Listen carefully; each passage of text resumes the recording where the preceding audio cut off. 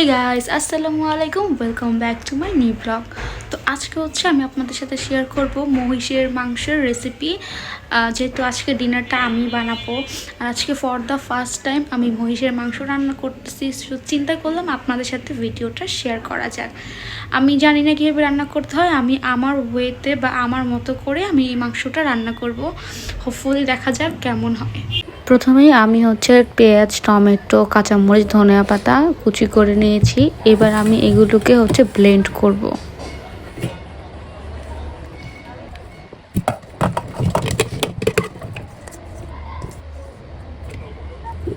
এর সাথে আমি 2 টেবিল চামচ আদা রসুন বাটা এটার সাথে ব্লেন্ড করে নিব। এটার সাথে আমি কোনো পানি মিক্স করছি না।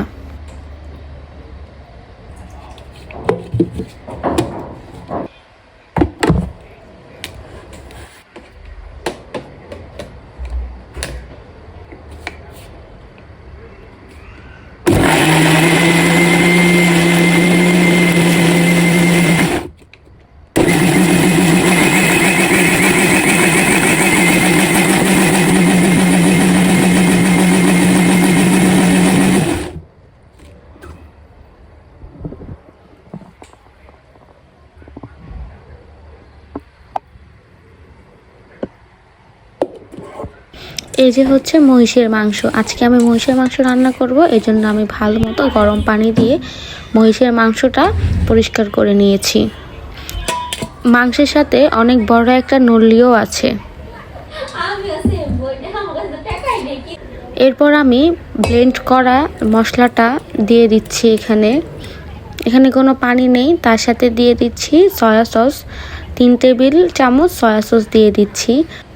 আরও দিচ্ছি মরিচ গুঁড়া পরিমাণ মতো, হলুদ গুঁড়া পরিমাণ মতো করে।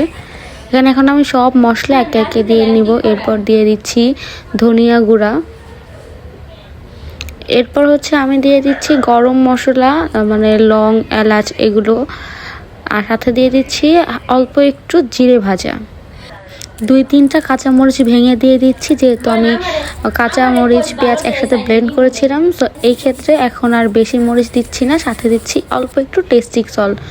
আর সাথে দিচ্ছি আর একটু, মানে 1 টেবিল চামচ পরিমাণে আদা রসুন বাটা। আর তার সাথে দিচ্ছি হচ্ছে লবণ। এখন এই সবগুলোকে আমি ভালো মতো মিক্স করব। সাথে দিয়ে দিচ্ছি 1 টুকরো লেবু চিপে।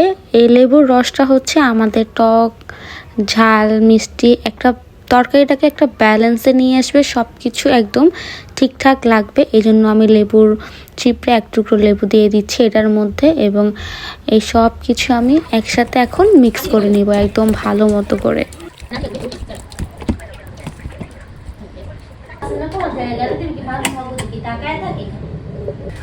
এখন আমি পুরো ব্যাটারটার সাথে একটু সরিষা তেল অ্যাড করব এবং একটু সয়াবিন তেল অ্যাড করব।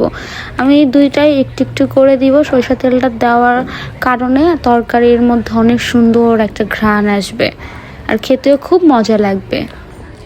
এরপর আমি ভালো মতো করে এটাকে হচ্ছে নেড়ে নিচ্ছি, তেলগুলোর সাথে মশলাগুলোকে একবারে মিক্স করে নিচ্ছি। এখন অনেকেই বলবে যে আমি কিসে রান্না করতেছি, আমি রাইস কুকারে কেন রান্না করছি। কারণ শীতের দিন আসলে গ্যাস একদমই থাকে না চুলার মধ্যে। এই প্রবলেমটা কার কার হয় অবশ্যই কমেন্ট করে জানাবেন।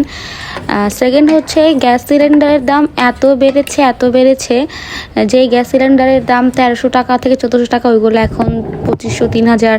এখন 3000-এও কোনো গ্যাস সিলিন্ডার পাওয়া যাচ্ছে না। গত 1 সপ্তাহ হয়ে গেছে কোথাও কোনো দোকানে গ্যাস সিলিন্ডার সেল করছে না। যেই কারণে হচ্ছে আমাদের এইভাবে রান্না করা, এই প্রসেস করে আমরা খাচ্ছি, এইভাবে রান্না করে খাচ্ছি।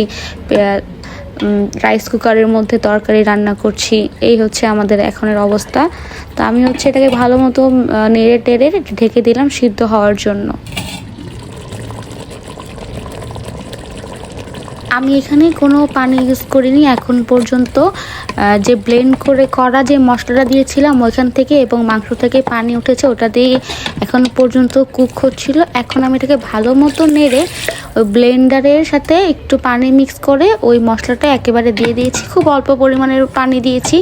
এটা দিয়ে এখন আমি ভালো মতো মাংসটাকে কষিয়ে নিব।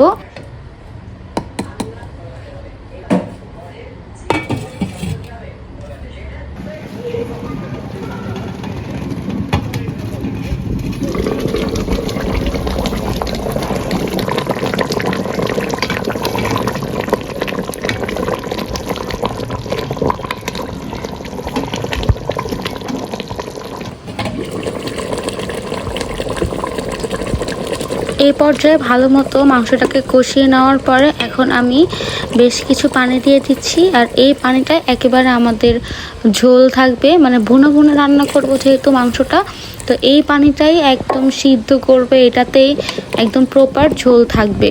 তো এর বেশি আমি আর কোনো পানি অ্যাড করবো না, এই জন্য একেবারে পানি দিয়ে ভালো মতো করে নেড়ে নিচ্ছি। অ্যান্ড এই যে দেখুন, একটু পরে দেখি যে বলক উঠতেছে, একদম এত ইনহ্যান্স একটা ফ্লেভার আসতেছিল যেটা আপনারা না খেলে বুঝবেন না। তারপর হচ্ছে আমি ভালো করে 4টা রসুন ধুয়ে একদম আস্ত আস্ত রসুন এটার মধ্যে দিয়ে দিয়েছি, কারণ মাংসের সাথে রসুন খেতে এভাবে আমার খুব পছন্দ, বা আমি এটা পার্সোনালি এভাবে মাংস রান্না করলে কাঁচা রসুন আলাম রসুন দিয়ে দেই। এই যে হয়ে গেছে আমার মহিষ ভুনা রান্না করা রসুন দিয়ে, দেখতেও অনেক সুন্দর লাগতেছে এবং খেতেও অনেক অনেক বেশি মজা হয়েছে। তো থ্যাঙ্কস ফর ওয়াচিং, আজকের ভিডিওটা এই পর্যন্ত, দেখা হচ্ছে নেক্সট ভিডিওতে। আল্লাহ হাফেজ।